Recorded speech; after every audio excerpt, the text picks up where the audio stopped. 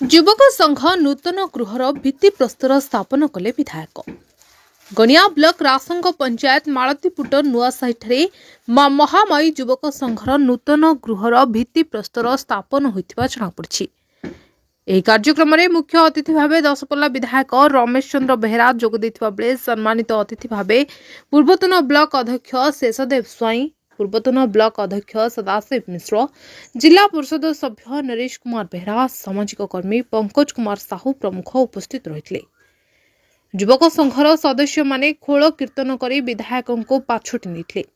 ପୂଜାର୍ଚ୍ଚନା କରିବା ପରେ ବିଧାୟକ ନୂତନ ଗୃହର ଭିତ୍ତିପ୍ରସ୍ତର ସ୍ଥାପନ କରିଥିଲେ। संघ तरफ समस्त अतिथि मानक पुष्पगुच्छ एवं उत्तरीय दी संबर्धित कराଯାଇଥିଲା।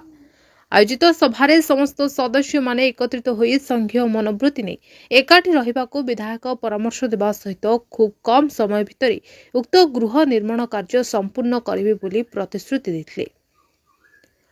अटल बिहारी बाजू कार्यक्रम परिचालना करथिले। ब्यूरो रिपोर्ट मणिभद्रा खबर। आपण मानकर स्नेह श्रद्धा एवं भल पाइबा को पाथेय करी मणिभद्रा खबर यूट्यूब फेसबुक एवं पोर्टाल ले तार सफलता बजाय रखिछि। एहाको आहुरी लोकप्रिय करने को ई पेपर रो शुभारंभ मध्य करा जायछि। आमको एही भली प्रेरणा एवं सहयोग जोगाइबा सहित लाइक शेयर एवं सब्सक्राइब करंतु। मणिभद्रा खबर संपर्क जनतार।